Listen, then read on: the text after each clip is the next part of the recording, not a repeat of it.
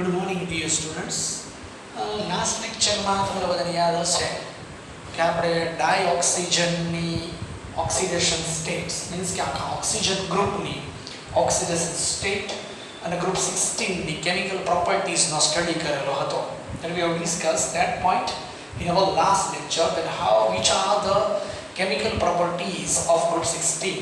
That means reaction of group 16 with dihydrogen, dioxygen and halogen. Okay, so now we are in our next topic, which is physical chemical properties, uses and preparation of dioxygen. આજના લેક્ચરમાં આપણે message આપવાના છીએ કે આપણી પાસે જે picture છે ને આપણે માસ્ક પહેરાવી લીધો છે. અનલોક 1 માં આપણી એન્ટ્રી થઈ ગઈ છે. બધા સ્ટુડન્ટ્સને પેરેન્ટ્સને મારા ખાસ આ મેસેજ આપવાનો કે ક્યાંય બી આપણે બહાર નીકળીએ તો માસ્ક પહેરીને બહાર નીકળીએ. સોશિયલ ડિસ્ટન્સિંગને આપણે જ ફોલો કરવાનું છે, ગવર્મેન્ટ કાંઈ કરવાની નથી, આપણા ઉપર જ બધું ડિપેન્ડન્ટ છે. ઓકે, ક્યાંય બી તમે સ્ટેપ્સ ચડો છો, મોલમાં જાઓ છો તો કોઈ પણ આજુબાજુમાં ક્યાંય જગ્યાએ ટચ નહીં કરવાનો, બીકોઝ ત્યાં આગળ બી આપણી આગળ કોઈને કોરોના હોય, કોઈ પેશન્ટને ટચ થઈ ગયો તો ઇન્ફેક્શન આપણને લાગી શકે. કોઈ બી ડોર ઓપન કરવાનો છે તો હાથેથી ઓપન કરવાને બદલે પગેથી ઓપન કરો અને શૂઝ પહેરવાનો જાજો આગ્રહ રાખવાનો છે, ચપ્પલ પહેરવા નહીં. શૂઝ પહેરવાના, સોક્સ પહેરવાના અને એવી રીતે જ તમારે બહાર સિક્યોરિટીથી ચાલવાનું. બને તો હેન્ડ ગ્લોવ્સ પહેરો. કોઈ બી તમારે ડોર ઓપન કરવાનો થાય તો હેન્ડ ગ્લોવ્સ પહેરેલા હોય, ઘરે જઈ અને એને સીધું ધોવામાં નાખી દેવો પડશે. એટલે પ્રિકોશન્સ આપણે લેવાનું છે. અત્યારે સ્કૂલો સિવાય ઓલમોસ્ટ ગવર્મેન્ટે બધી પરમિશન્સ 8th જૂનથી આપી દે છે. રેલવે ચાલુ થઈ જાય છે, પ્લેન બધા ચાલુ થઈ જાય છે, ચાલુ થઈ ગયા છે ઓલમોસ્ટ. એ સિવાય ધાર્મિક સ્થળો બી ચાલુ થઈ જાય છે, ટેમ્પલ્સ ચાલુ થાય છે, શોપિંગ મોલ્સ ચાલુ થાય છે, ઇન ફ્યુચર થિયેટર બી ચાલુ કરી દેશે. બટ ગવર્મેન્ટને સ્કૂલ સાથે કંઈ પ્રોબ્લેમ છે કે સ્કૂલમાંથી જ ખાલી ઇન્ફેક્શન ફેલાય એવું ગવર્મેન્ટ ધારે છે, બાકી કોઈ પણ જગ્યાએ ઇન્ફેક્શન ફેલાતું નથી એવું ગવર્મેન્ટનું માનવું છે. જે કદાચ એમની ધારણા સાચી હોઈ શકે કે સ્કૂલોની અંદર ઇન્ફેક્શન થવાના ચાન્સ વધારે છે. હવે તમે સમજી શકશો, હું ડબલ મિનિંગમાં વાત કરું છું કે આપણે જ ઇન્ફેક્શન ફેલાવનારા માટેના કંડક્ટર્સ છીએ એવું ગવર્મેન્ટ ધારતી હશે. બાકી ધારે તો હાયર સ્ટાન્ડર્ડની અંદર 10th or 12th માં એ લોકો ઇઝીલી પરમિશન દઈ દેવી જોઈએ. બટ અત્યારે એ લોકો કોઈ એવી પરમિશન દેવાના મૂડમાં નથી. શોપિંગ મોલમાં ભલે કદાચ એ લોકોને એવું હશે કે ગવર્મેન્ટ કદાચ શોપિંગ મોલમાં સિક્યોરિટી રાખવાની હશે એની, તો જેથી કરીને કોરોના ના ફેલાય. એટલે એ લોકો શું વિચારતા હોય એ તો એમનું જ થિંકિંગ, કારણ કે ઘણી બધી વખત ડિસિઝન પહેલાં આમ ને પછી આમને બધું ફરી જ રાખ્યું છે. અને હજી અત્યારે આવો ડિસિઝન છે કે આ બધું ચાલુ થઈ જશે, ખાલી આખા ગુજરાતમાં ચાલુ નહીં થાય તો સ્કૂલ ચાલુ નહીં થાય. એટલે હું એવી વિચારી શકું કે ભાઈ સ્કૂલ કે ક્લાસીસ હોય તો 10th અને 12th માટે એટલીસ્ટ ચાલુ કરી દેવા જોઈએ. બીકોઝ સ્કૂલ જે રીતે સ્ટ્રિક્ટલી સોશિયલ ડિસ્ટન્સિંગનું પાલન કરાવી શકશે એટલું મને નથી લાગતું કે શોપિંગ મોલમાં થાય.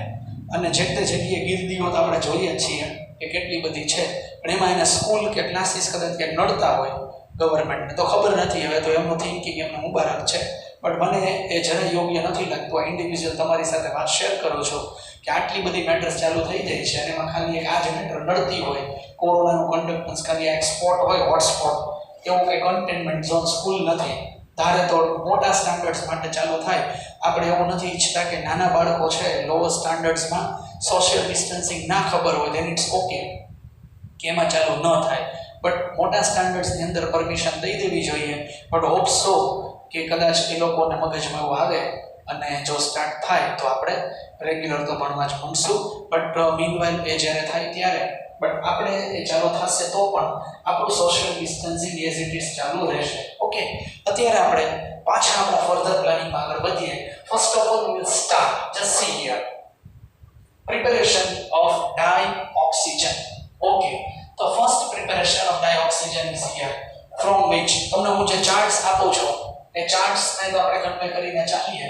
ફર્સ્ટ આપણી સામે છે કમ્પાઉન્ડ પોટેશિયમ ક્લોરાઇડ. આમાંથી આપણે ડાઇઓક્સિજન બનાવશું. Then hydrogen peroxide. You all have to remember the name of this compound because it is very important. The third one, water. formula તો આવડતી જ હોય. Fourth one, silver oxide. Fifth one, mercuric oxide. Sixth one, plumbic oxide. The next one, lead dioxide. These are the important contents from which we will prepare dioxygen.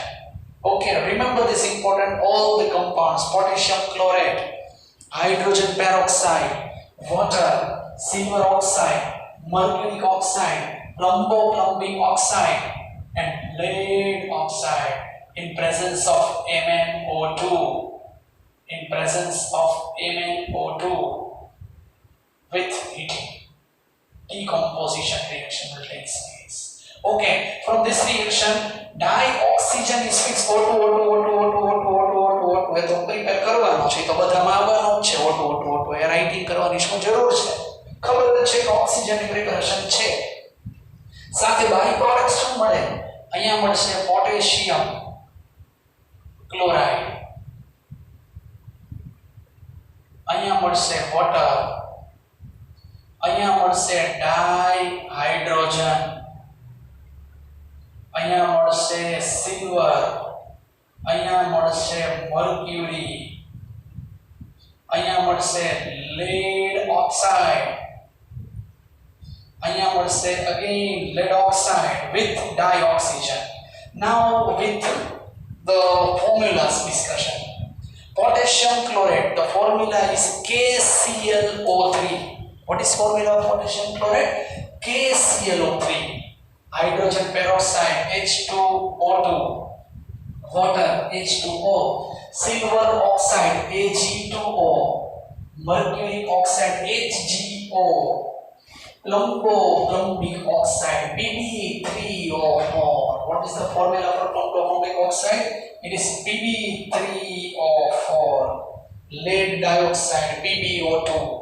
Then with oxygen, which products we obtain here?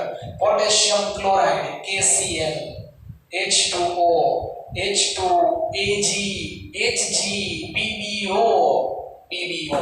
So these are the different preparation of dioxygen. Remind this chart. You all have to remember the name of content, name of the reactor, name of the product and byproduct, and you have to write the equation. Equation તમારે લખવાના છે, મારે તો તમને chart દેવાનો છે. જે practice આપણે કરીએ છીએ, પ્રેક્ટિસમાં મેં તમને કીધું છે કે you all have to remember this technique. એ ટેકનિકથી આપણે આગળ ચાલવાના છીએ. Is it clear to all? Okay, very good. તો આ પ્રિપેરેશન થઈ ગઈ ડાયોક્સિજનની. Now we will go through in a physical property of dioxygen. Which type of physical properties? We know that there is no proper reason behind the physical properties. But કોઈ reason નથી, just information છે. Dioxygen colorless, odorless gas છે. So first property is here, colorless, odorless gas. It has 3 isotopes, 16O, 17O and 18O. We know that what is the definition of isotope? Atomic number is same, but the atomic mass are different. So 16, 17 and 18.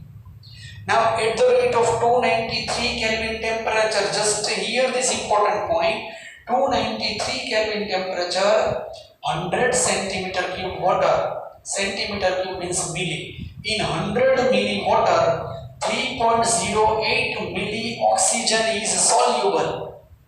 So in 100 milli water, 3.08 milli oxygen is soluble at 293 Kelvin temperature.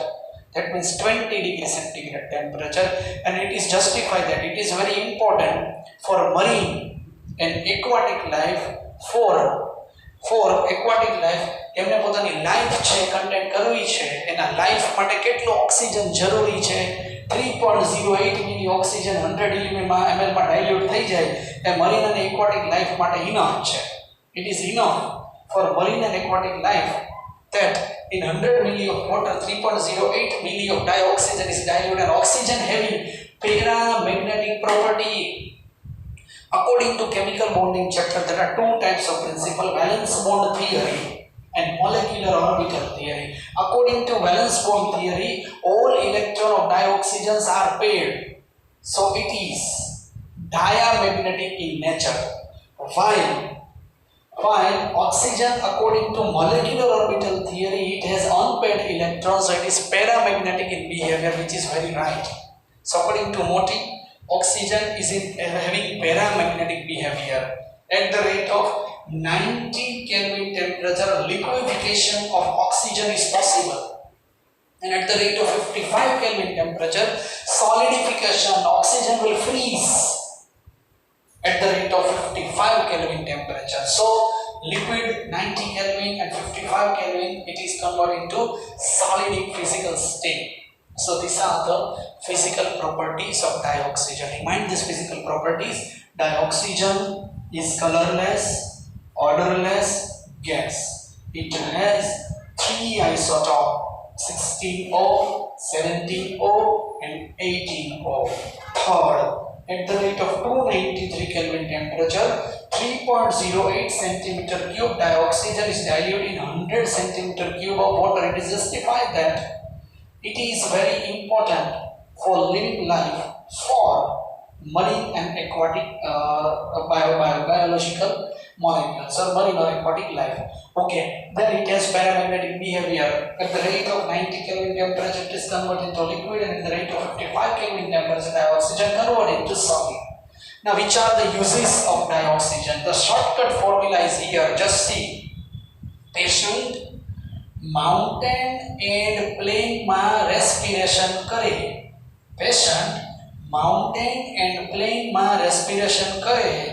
Steel ना combustion थी welding करी rocket उड़ाड़े. आप पर mix language ज करो तो ज आपने मजा आवे. पेशेंट माउंटेन एंड प्लेन में रेस्पिरेशन करे, स्टील ना कम्बशन थी वेल्डिंग करी रॉकेट उड़ाड़े. याद राखी लेजो. जो पेशेंट आपने खबर है भाई कोरोना થઈ ગયો धारो के कोઈને तो वेंटिलेटर में डाइऑक्सिजन આવે. माउंटेन में जे जवाना छे બધા એ બધાને ઓક્સિજન સિલિન્ડરનો યુઝ થાય. પ્લેનમાં થાય સ્કુબા ડાઇવરે કરે, પ્લેનની અંદર થાય રેસ્પિરેશનમાં નોર્મલી યુઝ થાય. સ્ટીલનું વેલ્ડિંગ કરવું છે, વેલ્ડિંગની અંદર છે ને ઓક્સી એસિડની ફ્લેમનો યુઝ થાય, ઇથાઇનનો યુઝ થાય. કમ્બશન, કોઈ બી કમ્પાઉન્ડનું કમ્બશન કરવું હોય તો ઓટો તો જોઈએ જ. રોકેટમાં બી એઝ અ ફ્યુલ કમ્બશનની પ્રોસેસ છે, ફ્યુલ સેલની અંદર બી યુઝ છે, રોકેટની અંદર પણ છે.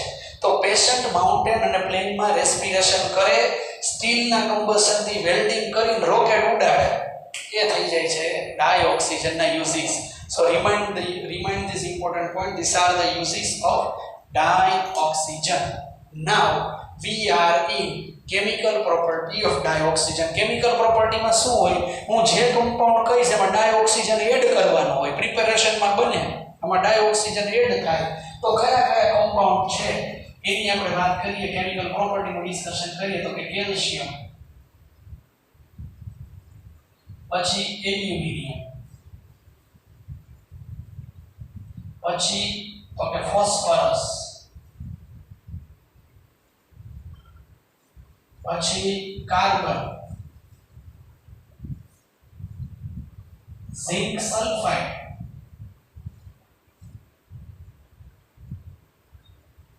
Hydrochloric acid,